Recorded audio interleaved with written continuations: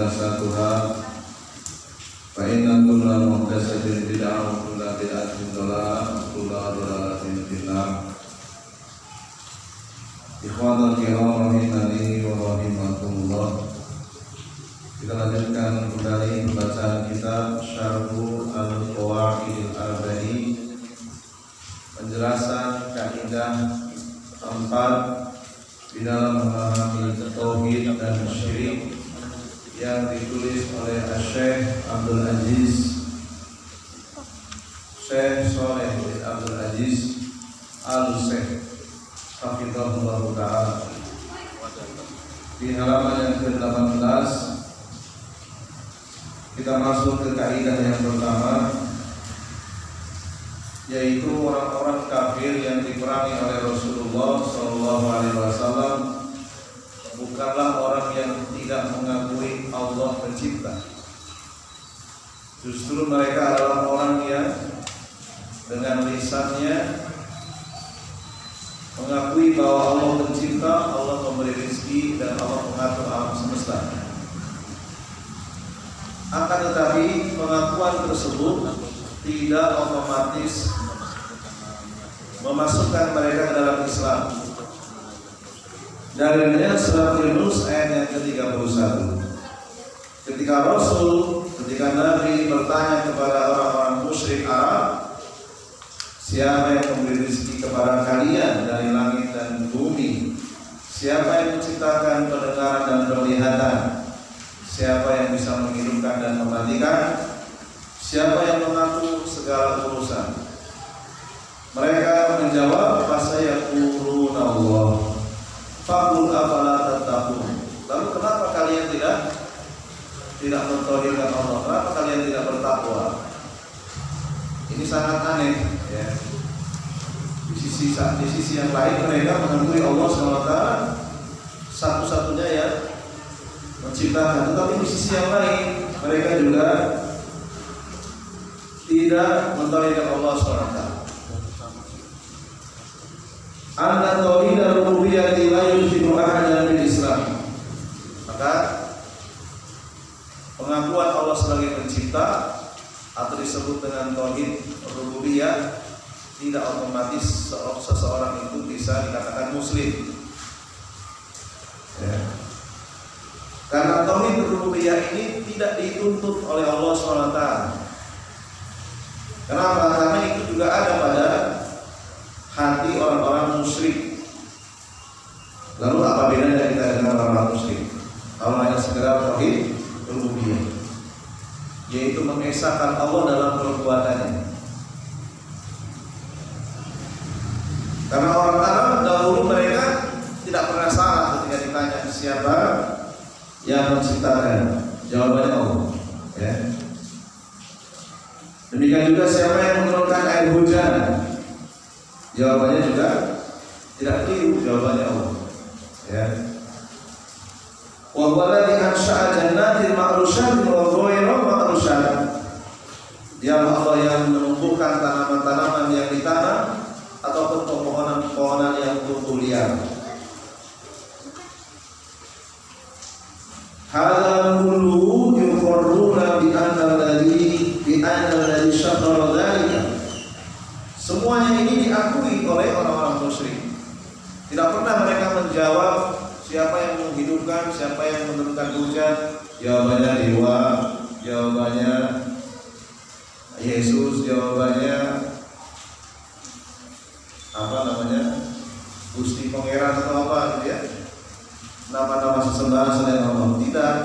Mereka menjawab dengan jawaban yang tidak salah, yaitu Allah SWT. Walam yaj'alhum wa ma'adzalika ma nafa'u. Tetapi jawaban seperti itu tidak memberikan manfaat sama sekali. Tidak menjadikan mereka menjadi ahli Islam.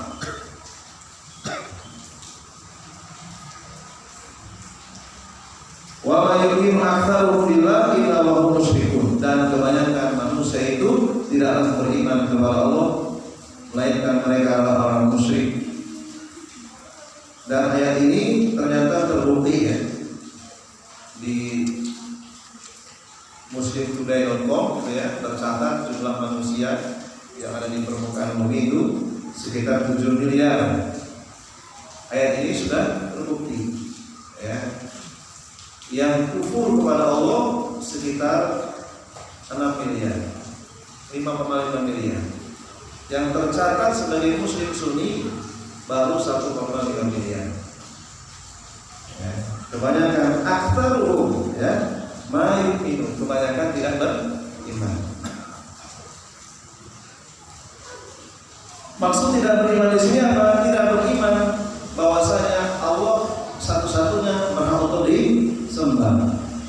Kalaupun mereka beriman, hanya sebatas beriman kepada rububiyah Allah. Illa wa hum musyrikuna fi ibadati, ya mereka mempersekutukan Allah di dalam peribadahan. Fanzur ila hal kufar al-arab yukiruna bil afdal rububiyah. Dan kita bisa mengecek di dalam Al-Quran yang sudah diterjemahkan oleh Departemen Agama bahwa orang-orang kafir Arab mereka mengakui keesaan Allah.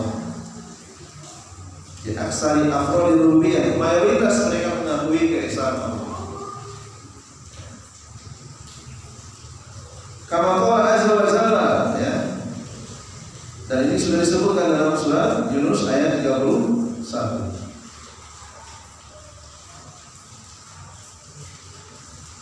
Allah SWT kemudian bertanya melalui lisan nabinya ketika mereka sudah mengakui satu-satunya Allah yang bisa memberikan rezeki, menghidupkan dan mematikan. Kemudian Allah bertanya kepada mereka melalui lisan nabinya, afala tattaqun, kenapa kalian tidak bertakwa? Ya. Kenapa kalian tidak meninggalkan kesyirikan? Fa'aqama alaihim al-hujjata bima aqarru bihi ala man ankaruhu. Di halaman 19 Allah menegakkan hujjah kepada orang-orang musyrik. Di sisi yang lain mereka mengakui Allah satu-satunya yang mengatur alam semesta, tapi di sisi yang lain mereka mengingkari peribadahan hanya kepada Allah. Mereka beribadah kepada selain Allah. Wa hadhihi hiya tariqatul Qur'ani fi iqamatil hujjati 'alal musyrik. Inilah metode Al-Qur'an di dalam membantah orang-orang musyrik. Pertama, diingatkan dulu, akal sehatnya dibangkitkan dulu. Siapa yang menciptakan kamu dari tiada menjadi ada? Siapa yang memberikan makanan kepadamu? Siapa yang menumbuhkan pohon kurma kalian, yang menumbuhkan ladang padi kalian, tanaman gandum kalian? Diingatkan akal sehatnya. Ketika sudah sadar, oh iya, yang bisa melakukan itu semua adalah Allah SWT. Kemudian kembalikan pertanyaannya, lalu kenapa kalian tidak menyembahku saja? Gitu ya. Fa inna min barahini tauhid. Inilah bukti tauhid ya. Tauhidul ibadati an tuqama hujjatu bi tauhidil rububiyah. Di tauhid ibadah mengesahkan seluruh ibadah kita hanya untuk Allah, diingatkan oleh Allah dengan tauhid rububiyah tadi. Ya, dan di antara orang musyrik Mekah pada saat Nabi hidup, yang paling mudah mendapatkan hidayah tauhid itu kaum muda, anak-anak muda, karena hati mereka masih bersih. Karena orang tua itu sangat sulit karena sudah berkarat dan itu di mana-mana ya. Jadi yang paling mudah menerima hidayah itu orang-orang muda. Ada orang-orang tua namun tidak sebanyak anak-anak muda. Yang para sahabat Nabi itu umumnya mayoritas usianya di bawah Rasulullah SAW. Ya.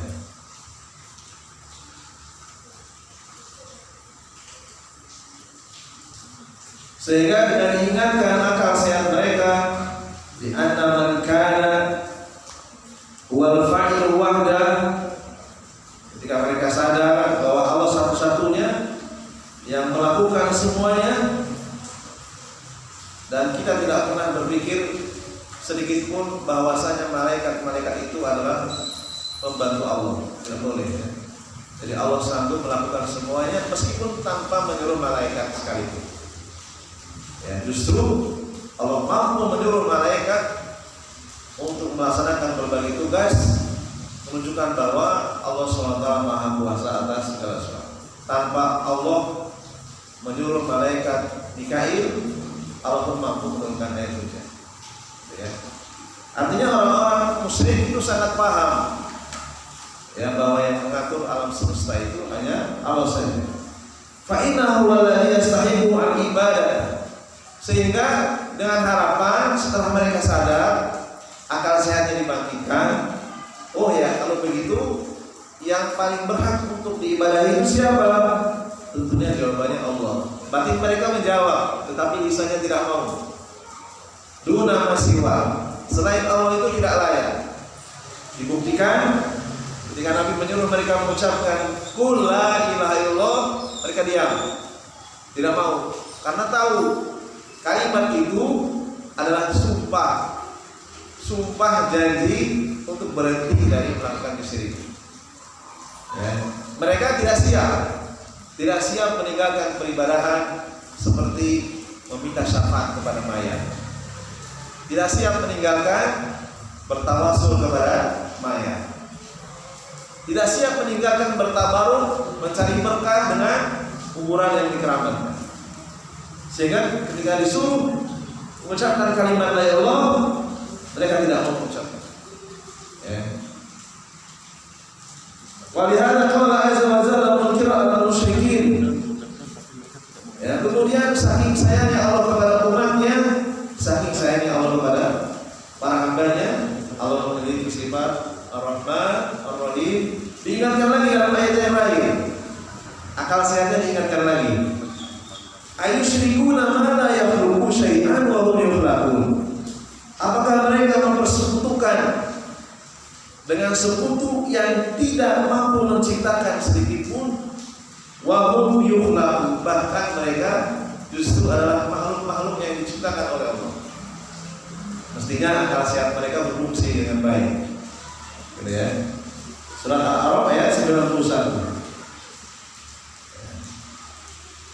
Qul alhamdulillah wa salamun ala ibadihi alladzina istafa Allahu khairun amma yusyrikun. Katakanlah segala puji hanya milik Allah, keselamatan bagi hamba-hambanya yang Allah pilih, yaitu orang-orang yang hatinya menerima hidayah tauhid. Ya. Apakah Allah lebih baik dari apa yang mereka persekutukan? Ini juga pertanyaan untuk membangkitkan akal sehat mereka. Gitu ya. Surat An-Naml ayat 59. Wa wasafal ladzina ja'alahu al-musyrikuna 'alihatan. Dan Allah mensifati kesembahan-sembahan yang dijadikan oleh orang musyrik dengan kata alihah. Alihah itu kalau dibuka di kamus sama, namanya kesembahan, sembahan-sembahan. Annahum azizuna, ya. Mereka adalah sembahan-sembahan yang tidak memiliki daya upaya. Walaysa lahum qudratan, tidak memiliki kudroh, tidak memiliki kekuatan, tidak memiliki kekuasaan. Walaysa lahum khalqun, walaysa lahum qudratun, walaysa lahum khalqun, dan mereka tidak memiliki kemampuan menciptakan. Walaysa lahum sifatin taj'alu ulaika yatawajjahuna ilaihi.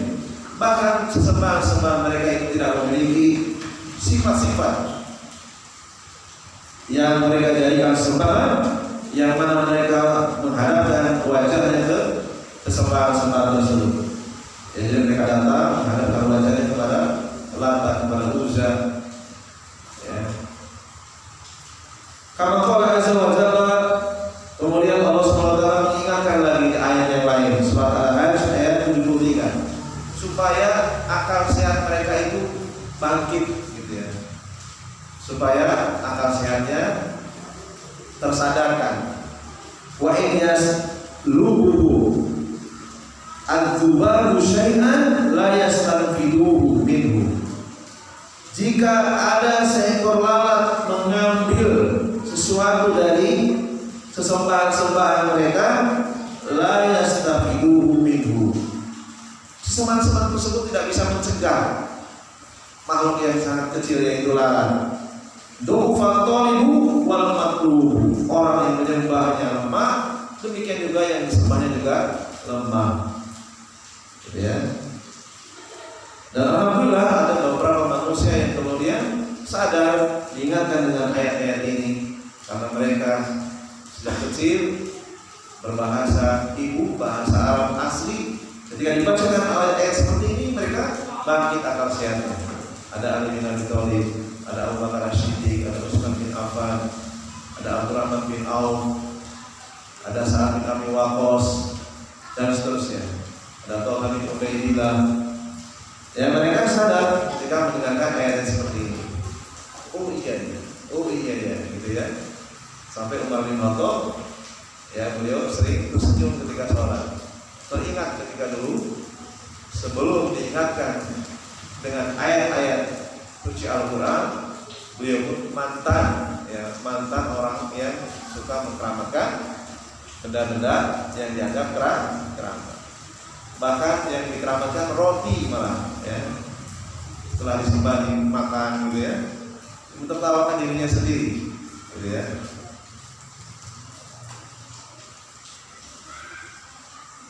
Hada masalul ladzi tawajjahu ilaihi bil ibadah wa iqrarul musyrikin bi rububiyyati lam yudkhilhum fil Islam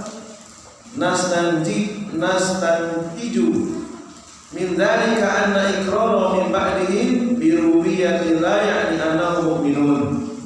Maka kita bisa mengambil kesimpulan bahwa setelah mereka mengakui Allah adalah satu-satunya yang bisa melakukan perbuatan-perbuatan, mencipta, menghidupkan, memberi rezeki dan seterusnya, tidak otomatis, tidak berarti mereka itu orang-orang yang beriman. Maka ini pun bisa kita praktekkan di zaman sekarang. Kaidah ini bisa kita praktekkan. Apakah sulit? Tidak sulit. Ya. Karena banyak orang yang kadang-kadang melihat seseorang itu muslim baru hanya sebatas ucapan, ya. Baru sebatas ucapan. Fa idza ata atin wa qala, apabila ada orang yang datang kemudian dia mengucapkan ana mu'minu bi anna Allah huwa rabb, saya ini mukmin, KTP saya Islam, saya mengakui Allah itu adalah Rabb, Allah itu adalah memelihara, Allah itu huwal khaliq, pencipta, wa huwa rabbi, dialah yang memelihara diriku, wa huwa alladzi yarzuqni, dialah yang yarzuqni, dialah yang memberi rezeki kepadaku, yakni la yu'addu musliman, wa huwa alladzi ahyani, dialah yang menghidupkanku, wa huwa alladzi yumituni, dialah yang akan mematikanku. Hadza la yu'addu mu'minan al-iman syar'iyyah. Maka ucapan seperti ini belum cukup seseorang itu dianggap sebagai mukmin dengan keimanan yang dibenarkan secara syariat. Yakni la yu'addu musliman, dia belum cukup dianggap sebagai muslim hatta ya'tiya bit tauhid, melainkan dia datang dengan membawa tauhid. Maksudnya adalah secara lahiriah dia harus bisa membuktikan bahwa dirinya sudah meninggalkan aktivitas-aktivitas yang berbau kesyirikan. Dia sudah tidak lagi ikut acara-acara yang memberikan sesaji. Ya, yang paling banyak dari ujung Indonesia sampai ujung barat sampai ujung timur itu yang paling banyak memotong kepala sapi memberikan sesaji. Itu yang paling banyak. Di mana saja kalau kita perhatikan. Ya, kalau seseorang sudah meninggalkan yang seperti itu, seseorang sudah meninggalkan meminta syafaat kepada mayat, meninggalkan dari bertawasul kepada mayat, baru dia secara lahiriah dia dianggap muslim. Kalau masih melakukan itu, maka berdasarkan surat Yunus ayat 31, maka secara lahiriah orang tersebut belum dikatakan muslim, meskipun dia mengaku Allah itu pencipta. Kalau dia belum meninggalkan Jadi kita menyampaikan ini bukan dalam rangka mengkafir-kafirkan orang, tidak. Kita menyampaikan kaidah yang pertama ini, jangan sampai di antara kita mengaku dirinya muslim tetapi amalannya sama dengan orang-orang musyrik dahulu. Sehingga tidak ada bedanya tauhid yang dia akui itu tidak ada bedanya. Harus beda dengan orang musyrik dahulu. Orang musyrik dahulu juga sama. Mereka mengucapkan lafaz-lafaz Allah ketika ditanya siapa Tuhannya. Bukan dalam rangka untuk mengkafir-kafirkan manusia. Supaya kita khawatir jangan sampai kita terjebak masuk ke dalam perangkap setan. Ternyata keluarga kita masih ada yang masih melakukan kesyirikan. Itu tujuannya, ya. Jadi kalau kita merasa sudah tidak melakukan aktivitas yang berbau kesyirikan, ya nggak usah baper, ya nggak usah baper, santai saja. Ya, justru kita semakin bahagia. Alhamdulillah saya tidak pernah ikut-ikutan acara memberikan sesaji kepada selain Allah, gitu ya. Di awal kan sudah diceritakan ya bahwasanya tauhid itu menjadikan seorang itu bahagia. Karena itu adalah jaminan seseorang yang masuk ke dalam surga. Di sisi yang lain kita pun harus memiliki rasa takut. Jangan sampai di dalam ucapan kita, di dalam tindak tanduk kita itu mengandung kesyirikan yang mungkin belum kita sadari itu adalah syirik. Sehingga kita wajib mempelajarinya sampai akhir hayat kita. Ya, kita pelajari terus. Banyak kitab-kitab ulama yang belum dibacakan. Ya, di masjid ini baru sekitar berapa kitab yang sudah dibacakan? Salasa sudah, Susita sudah. Apalagi kalau ada Islam sudah. Batul Bawaid, Sholat Al-Fatihah sudah. Ya, sudah berapa kitab ya, sekitar 7 atau 8 ya. Ini mungkin yang ke-9 ya. Masih banyak kitab-kitab yang membahas tauhid dan itu wajib kita pelihara sampai kita wafat. Kita masih mempelajari tauhid supaya kita termasuk orang-orang yang seperti Nabi Ibrahim. Ya, sangat takut meskipun beliau sudah menjadi seorang nabi, tetap beliau tidak hilang rasa takutnya terhadap perbuatan syirik. Takut menjadi pelaku syirik dan tidak menyadarinya. Ya. Walihada qulina al-mutakallimuna hina ma'arrafu al-ilaha bi annahu al-qadiru al-ihtira'. Ini juga menjadi catatan penting. Maka keliru orang-orang mutakallim. Mutakallim itu orang yang menjadikan akal sebagai panglima. Jadi kalau ada dalil menurut dia irasional ditolak. Ya, mengedepankan apa? Rohyu, mengedepankan logika daripada dalil. Namanya mutakallim. Jamaknya mutakallimun. Mereka banyak melakukan kesalahan ketika mentafsirkan makna ilah. Ilah itu kamus Indonesia sembahan. Sembahan itu apa? Menurut mereka annahu al-qadiru al-ihtira'. Sembahan atau Tuhan itu maknanya adalah zat yang maha mampu menciptakan. Ternyata penafsiran yang seperti ini keliru, menyelisihi penafsiran yang disepakati oleh ulama Ahlus Sunnah wal Jamaah. Dan ini banyak dicantumkan dalam kitab-kitab mereka. Ya. Kalau mereka mengatakan makna la ilaha illallah, makna la ilaha itu adalah kata ilah di dalam dua kalimat syahadat la ilaha illallah huwa al-qadiru al-ihtira'. Yaitu zat yang maha mampu menciptakan. Raji'un ila rububiyyah. Mereka menafsirkan kalimat la ilaha kembalinya kemana? Kembali kepada tauhid rububiyah. Kembali kepada tauhid yang juga dimiliki orang-orang musyrik. Maka hada a'dhamu dhalatin. Ini adalah kesalahan yang sangat fatal ala dinil Islam, terhadap agama Islam. Alladzi ghalita bihi mutakallimun ala din. Mereka melakukan kesalahan yang sangat ahli kalam, orang-orang mutakallim, wa alal millati, terhadap agama ini mereka melakukan kesalahan.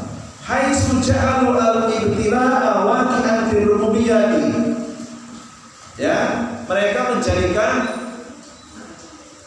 tafsiran kalimat la ilah dengan apa tadi? Al-qadiru ala ikhtirah. Allah yang satu-satunya yang mampu menciptakan. Ini jadikan ujian untuk mengetes seseorang itu muslim atau bukan muslim. Ya.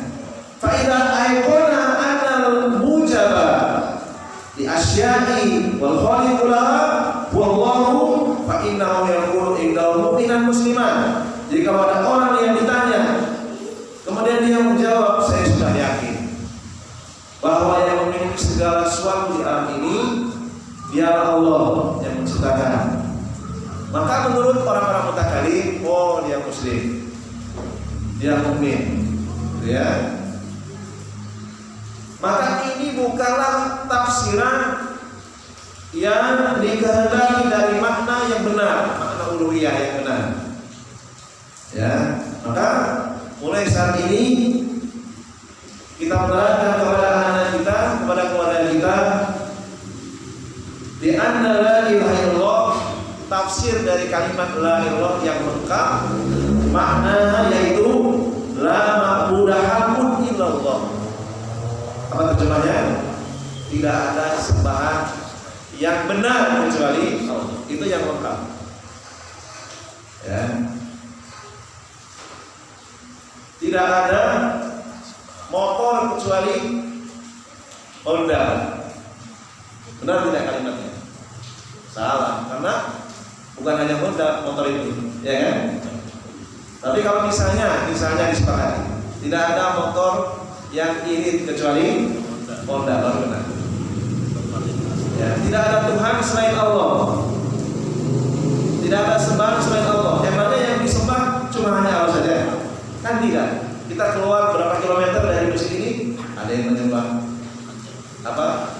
Yang langsung lucu, ada yang menyembah Yesus, ada yang menyembah Siddhartha Gautama, dan itu kenyataan yang tidak bisa kita tutup mata kita, nggak bisa, kenyataannya ada. Sehingga para ulama sangat perhatian sampai mereka menulis buku Tafsirul Kalimat Tauhid. Kalau salah sudah disampaikan di sini. Ya, jadi tafsiran la ilaha illallah yaitu tidak ada Tuhan yang hak yang benar kecuali Allah. Yang batin banyak, yang hak hanya satu. Jadi mulai saat ini kita sampaikan kepada istri kita, kepada anak kita, kepada anak-anak didik kita, terjemah yang sempurna, tidak ada Tuhan yang hak, tidak ada sembahan yang benar kecuali Allah.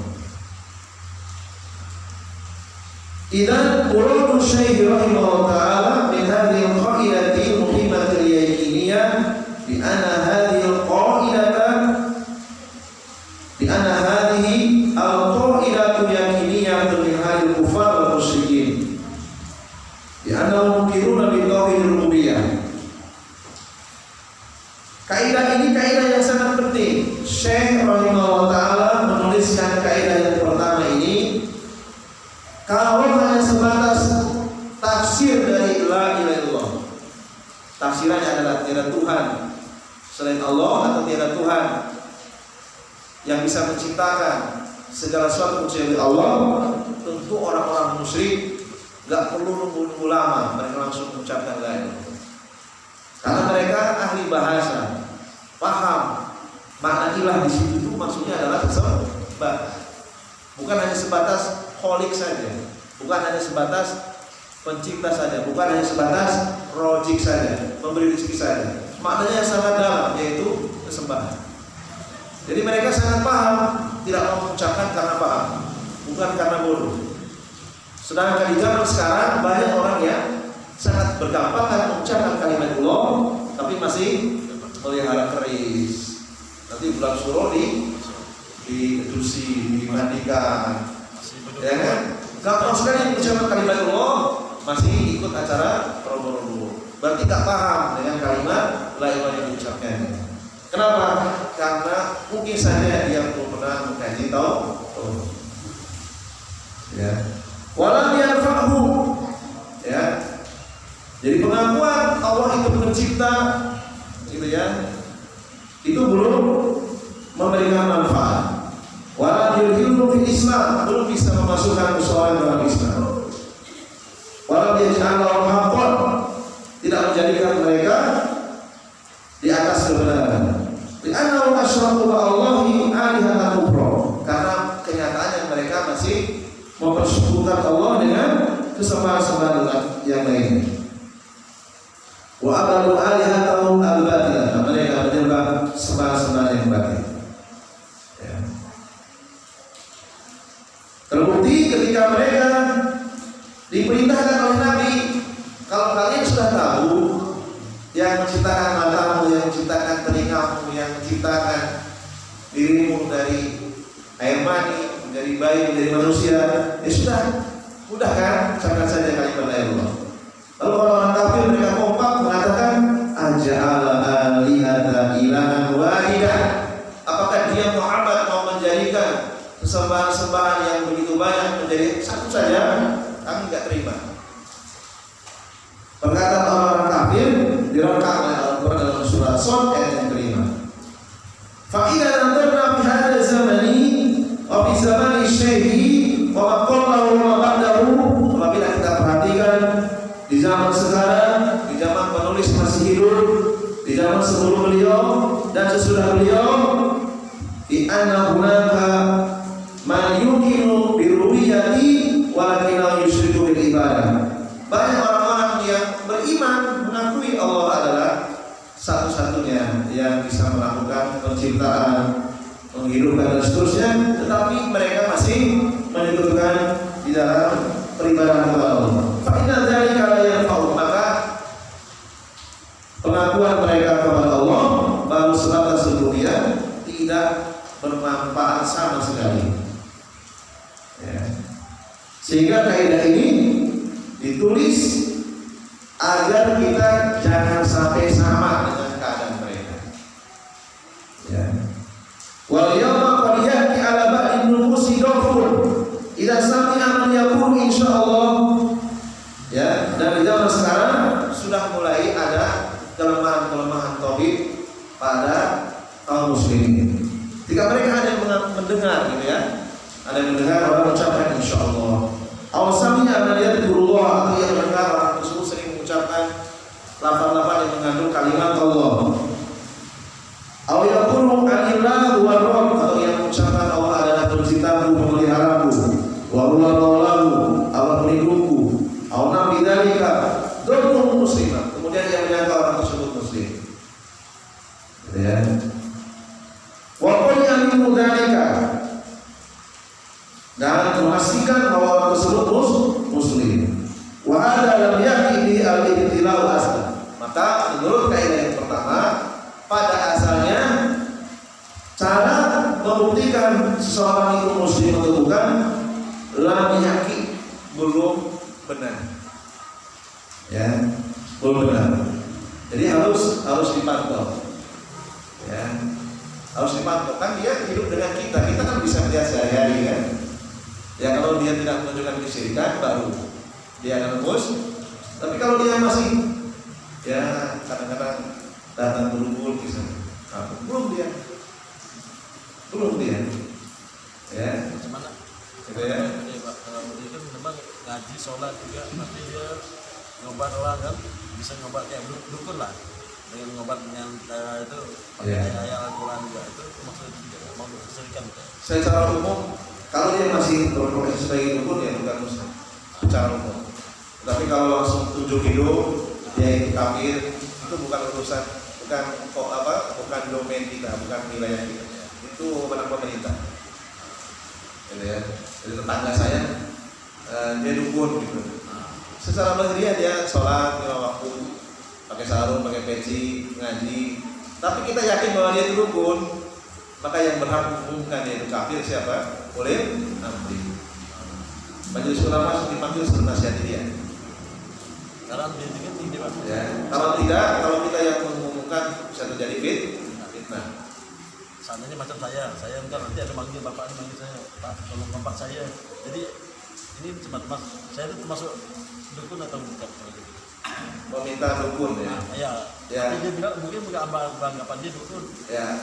Kalau yang meminta bantuan kepada dukun orang yang terbebas dari penghalang, dia sudah tahu hukumnya, dia sudah ngerti tauhid, ya maka dia bisa keluar dari Islam.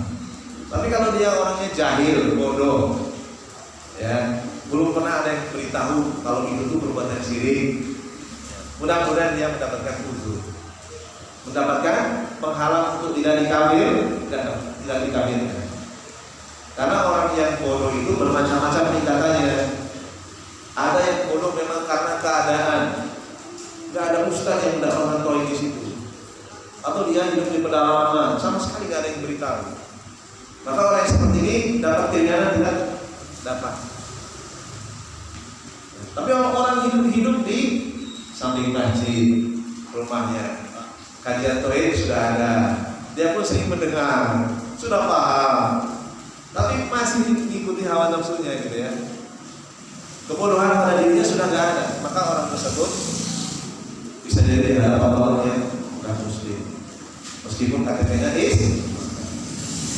kita menyampaikan seperti ini supaya kita berhati, jangan sampai salah satu dari keluarga kita masih melakukan itu. Wajib kita sampaikan. Gitu ya, ya. Mudah-mudahan itu bisa diterima ya. Ya. Lalu bala Buddha an yakuna muwahhidan fi ibadati. Jadi untuk mengetahui seorang itu muslim atau bukan, ya kita harus betul-betul mendapatkan bukti bahwa dia tidak melakukan kesyirikan. Dia seorang muwahhid di dalam ibadahnya dia tidak ada unsur kesyirikan. Ya, relatif ya. Kita bisa menilai seminggu, mau 2 hari, mau sebulan, mau setahun. Selama kita tidak melihat orang tersebut melakukan aktivitas kesyirikan dan dia lahirnya seperti muslim yang lainnya, dia muslim. Tapi kalau kita melihat orang tersebut kok ya nyerempet-nyerempet dengan transaksi dengan paranormal,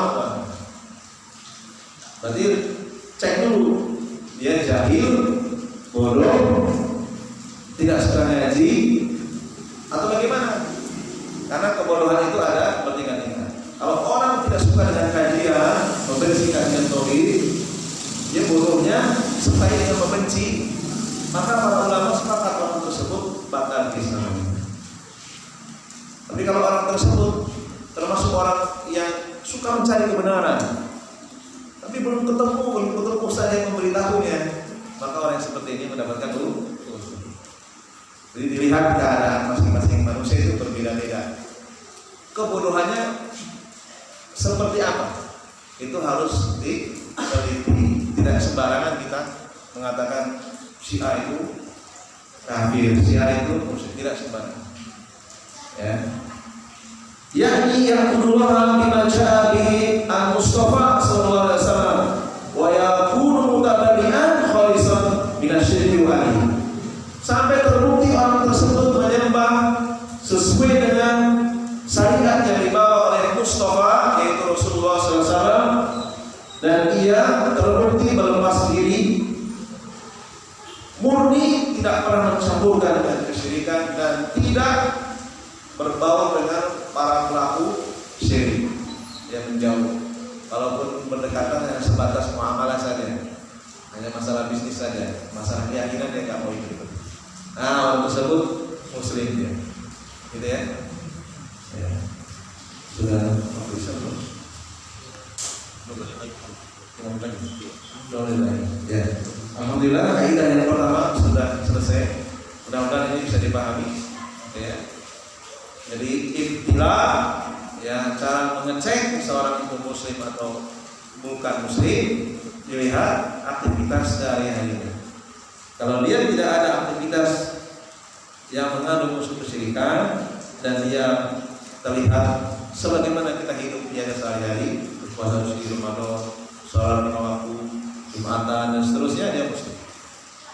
Ya, jadi kalau dia hanya sebatas lahiriahnya muslim tapi masih melakukan aktivitas kesyirikan, berarti dia terkena kaidah yang pertama tadi, pengakuan dia Allah sebagai penciptanya, pengakuan Allah zat yang menghidupkan dirinya, belumlah cukup memasukkan dirinya kepada Islam.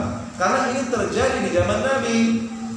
Mudah-mudahan kita pun tidak sama seperti mereka. Kalau ada yang kewajiban kita mendakwahi mereka. Ya, jadi demikian sayangnya Allah SWT kepada para hamba-Nya sampai mengingatkan berulang-ulang di dalam Al-Quran. Sayangnya banyak kaum muslimin yang kurang rasa literasinya, kurang membacanya. Ya, mungkin yang punya terjemahan bahasa saja bisa dihitung ya. Satu RT. Kebanyakan sih punya Al-Quran matan, tapi terjemah depan itu bisa dihitung. Ya, barangkali ini saja yang bisa kita sampaikan. Mudah-mudahan bermanfaat untuk diri saya pribadi dan juga jamaah sekalian. Dan mohon maaf atas segala kekurangannya.